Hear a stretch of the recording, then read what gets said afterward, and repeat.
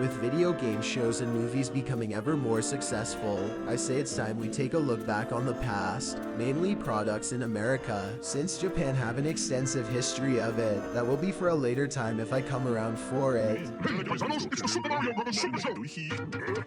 The show was made in 1986 by this lovely name. The actors who played Mario and Luigi are Lou Albano and Danny Wells. Usually a live-action skit happens first and ends at the end. Infamous for their mistakes that there's whole wiki art just like TF2 voice actors Gary Schwartz and Donna Douglas appeared. There's also the Zelda segment that only had 13 episodes in total. Unsurprisingly, Pac-Man also got an adaptation much earlier in 1982 that lasted a year compared to the more known show, Sonic's show with PS a Pass. Oh, this thing. Yay, the acting was just bad. Fighting meh. This meme is alright. Now this is how you make a show, the darkest out of like 11 shows that directed by Dixie Best and later Ron Myrick for the second half, features a much more detailed plot line and the final has them kill Eggman. You can tell why this show is more fondly remembered. We do not talk about this one. Earthworm Jim is the first show to be rated above a 6, along with help from the original creators for once, pretty self-aware and off-walls and jokes, narrated by this man who did quite a lot, such as Eka from Brother Bear and Raven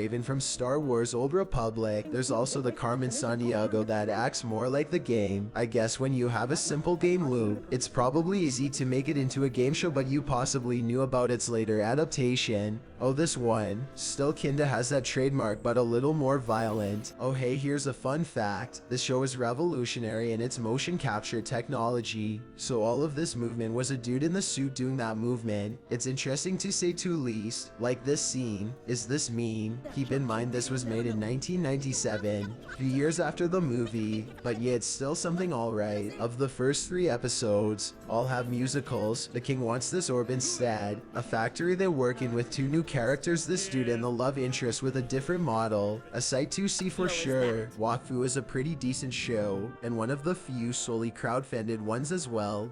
Now I actually watched the show, including all the other content, so here's a quick rundown. Season 1 is a bit of filler but develops the characters and gets to Robot Man soon. Season 2 is where it becomes more lore heavy, as we're introduced to the dragon race, and Season 3 is weird, but otherwise, good show, even still entertained by the 3rd. There's also an OVA, kids version, movies, and comics, but pretty recent franchising, and they won 13 seasons. Well, best of luck with an interesting French show. Tom and Franzier know this one, but the worst thing of all is just wearing clothes. But there's another mobile show. That's right, this dumb show. Now if you use this to watch the Angry Birds show for some reason, you know there were other shows that were also shown that were not Angry Birds related, like Transformers, movie teasers, French People, and Hound Puppies. The show itself was simple basic plot lines, but the fact they also were allowed to show Transformers and Space Monkeys, I mean, what is this? They also made a movie with very weird political messages. I don't know what this is about, but they got these 2 for some reason. Warcraft was a movie that did pretty well. It may not be the best, but it did make a lot of money in China, of course, but did star an actor that also played as Prince of Garciv in Prince of Persia. They were also originally gonna have this student but was scrapped, and it wasn't particularly ugly either, but maybe a little slow in the pacing. The really most noticeable thing is that it made the most money for a while, which isn't uncommon actually. And finally, the Super Mario movie. Yeah, it basically skipped all the decent movies and shows, but making $1 billion isn't surprising, but not something to scoff at. I mean, for a pretty alright movie by many people, it earned higher than the first prequel, Joker, Spider-Man,